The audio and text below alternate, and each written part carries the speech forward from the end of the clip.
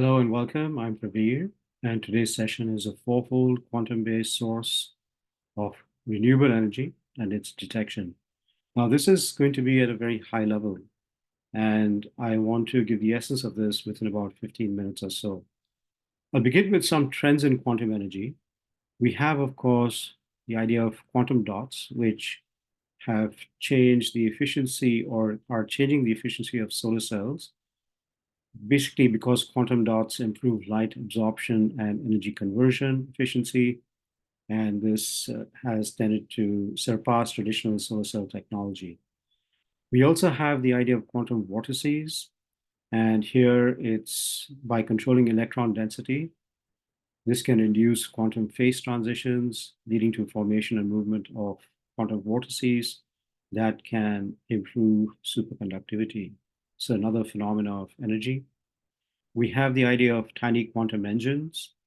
And basically, this is run by changing the quantum particle statistics from Bose-Einstein statistics to Fermi-Dirac statistics. And this goes back and forth. But the elephant in the room is this idea of quantum level energy dynamics, which is apparent when we think about the vast amount of energy encased within the quantum particle constructed atom. And we have proof of that, E equal to mc squared. And for example, we know that nuclear fusion powers stars. And we've also been witness to the destructive phenomena resulting from nuclear fission. But nonetheless, this kind of draws attention to the important idea that there's an untapped source of energy in the very small. So that's evident, of course, in quantum level dynamics like nuclear fusion and nuclear fission. But the idea here is that it can be leveraged in different ways. And I want to propose a model here to draw attention to a fourfold quantum-based source of energy and its detection. So in the next few minutes, I'm going to draw attention to a connecting fourfold pattern. I'm going to consider a symmetrical light-based model that I'm going to propose as the source of the connecting fourfold pattern. This will lead to the idea of a quantum level-based source of renewable energy. And then this renewable energy I'm calling OQEs, or organizing quantum energies. And we'll briefly look at the idea of the dominant OQEs at different layers of matter and life, and then potentially detecting OQEs. So getting right into the heart of this, when we think about a connecting fourfold pattern, I want to start with something that's granular, that we've done lots of research on, and that's the level of the cell. And we know for a fact that any living cell, whether it's a plant cell, animal cell, or a human cell, has four molecular plans. We refer to these as nucleic acids, proteins, lipids, and polysaccharides. Now, if we denominate the essential function of these four molecular plans, we know that nucleic acids that creates DNAs in the library of cells has something to do with this concept that we can refer to as knowledge. We know that proteins that are ubiquitous across a cell, for example, in a human cell, there are over 30,000 different proteins, has something to do with this idea of presence, being present across the cell and participating in all its functioning. When we think about lipids, we have a sense that it can be denominated in terms of a function that we can call harmony, because these lipids create natural compartments in cells, allows work specialization and the basis of harmony. And when we think about polysaccharides, we know this has something to do with power, because these chains of sugar molecules basically provide additional sources of power within a cell. So we have a sense very roughly that there's a pattern that we can refer to. It's a functional pattern that we can refer to as knowledge, presence, harmony, and power, that's animating or even organizing the architecture of the cell, that shows up at the level of the cell in terms of nucleic acids, proteins, lipids, and polysaccharides that are nothing other than casings, if you will, of the essential concept of knowledge, presence, harmony, and power.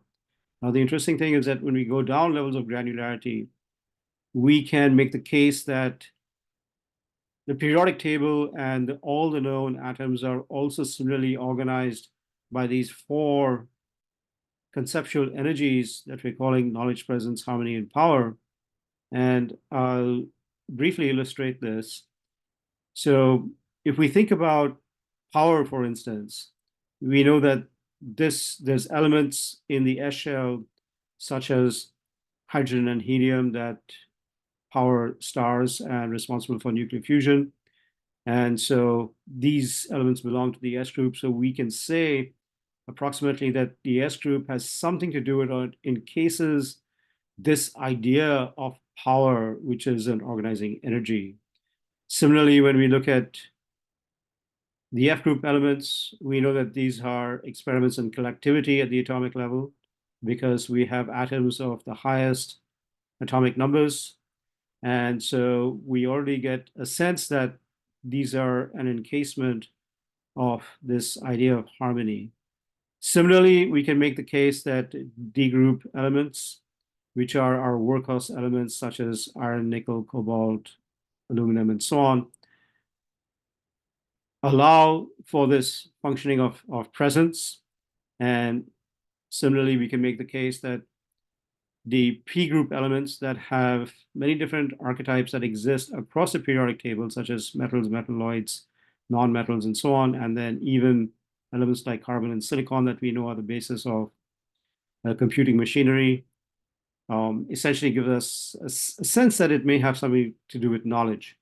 Now, we can go down for the levels, and I'm not going to get into the details of this, but I can make the case similarly that quantum particles are organized by these four essential organizing quantum energies that show up as quarks, Higgs boson, bosons, and leptons. And similarly, the electromagnetic spectrum can also be thought of as being organized by these four functional energies of knowledge, presence, harmony, and power. Now, the interesting thing here is that while we've reverse extrapolated from the larger to the smaller, if we think about the amount of energy that exists at each of these levels, we can see that, in fact, the amount of energy goes up exponentially as we cut across from the electromagnetic spectrum to the quantum particle level to the level of atoms and then subsequently cells.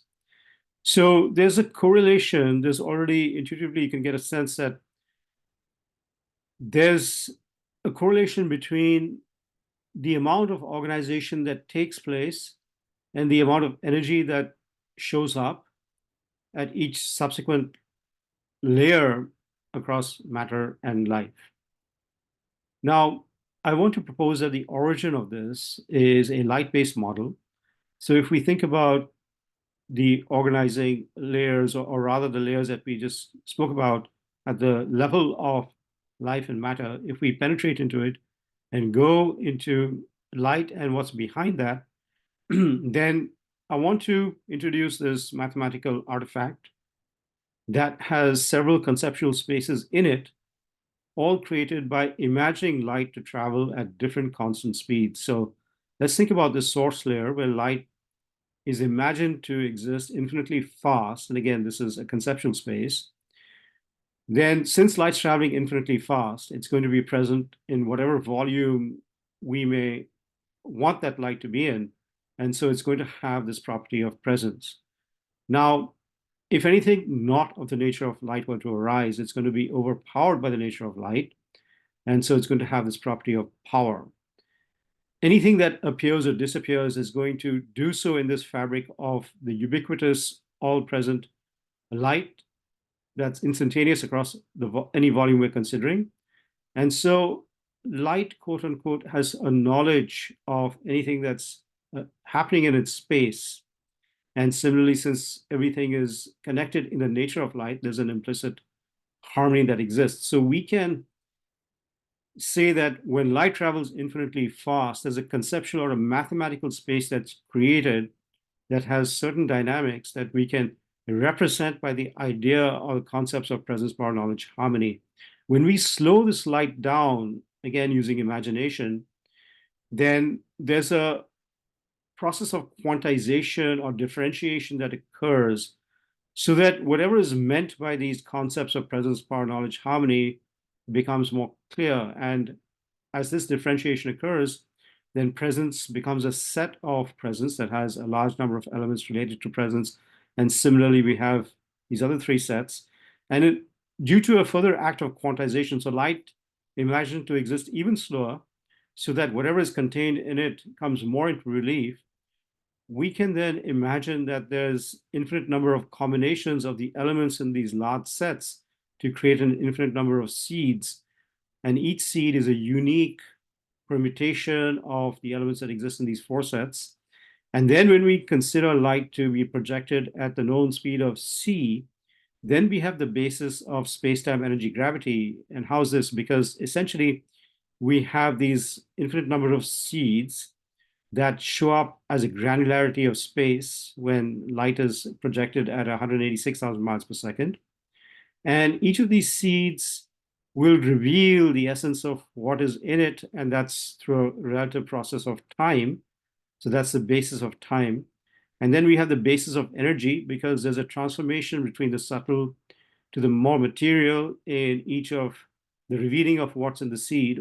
And then basically, we know that there's an arrangement between different things that show up in material life. And so that gives us a sense of a harmony that exists, or something that we can call gravity. The point here is that there's this deep organizing quantum energy that has its source in this mathematical artifact. And it shows up as, basically, one can think about it as a 4-coordinate system of code, space-time energy gravity. So any quantum object would be specified by space-time energy gravity coordinates that essentially would be dictated by these 4 quantum energies that exist in this symmetrical light-based model. So what we have when we think about this is the source or this artifact that's creating these energies, and these energies are showing up and are organizing the architecture of these different levels, the electromagnetic spectrum level, the quantum particle level, the level of atoms, and the levels of cells. And I'm going to refer to these 4 energies that differentiate and power everything from this point of view as organizing quantum energies. So given that, the question is, what's the dominant OQE at each of the levels we looked at? So when we think about the cell, we know that in a human cell, the relative percentage of the 4 molecular plans is such that we've got proteins at a relative percentage of 40%, lipids 30%, polysaccharides 25%, and nucleic acids at 5%, which gives us a sense that proteins, or the organizing energy behind proteins, is basically the dominant OQE at the level of the cell. And we just discussed that the proteins are an embodiment of presence, which means that the OQE of presence is what's dominant at the level of the cell. Now, if we consider other levels, then at the electromagnetic spectrum, we can make the case that the most common color or visible light wavelength is red. And further, the most common electromagnetic frequency, which we know is a cosmic microwave radiation, which also is of a longer wavelength, then in diving into it, we can see that the OQE of electromagnetic spectrum is also presence, and essentially because of the red frequency of quality. When we look at the quantum particle level, then we know that photons are dominant as compared with other quantum particles, and that's a gluon. And then we also know electrons are fairly dominant, and that's a lepton. And then when we look at the level of atoms, we know that the atoms of hydrogen and helium are the most abundant in the universe. And so there's the S shell atoms that are organized in this point of view by the OQE of power that becomes most dominant. And if we think about the photon, just to close a gap here, a gluon, then that's the OQE of harmony. So basically, just summarizing that, at the electromagnetic level, we have a dominant OQE of presence. At the quantum particle level, we have a dominant OQE of harmony. At the level of atoms, there's a dominant OQE of power. And at the molecular plan level, there's a dominant OQE of presence. Now, in order to detect, and this is where I'm going to conclude this presentation, but to detect these renewable energies, the OQEs, then a simple proof would be to take a device that's constructed using or leveraging the electromagnetic level and bringing it in proximity to the molecular plan level, for instance. So you've got a device that is sensitive to the OQE within the frequencies of the electromagnetic spectrum, and that would have a bias of presence. But if you would take it to another level, whether of atoms or of cells, then that chamber essentially that is dominant at these levels is what should light up in that device. And that would be a proof of the existence of the OQE, which would then basically open doorways into a new source of renewable energy that over here is referred to as organizing quantum energies, or OQE. Thank you.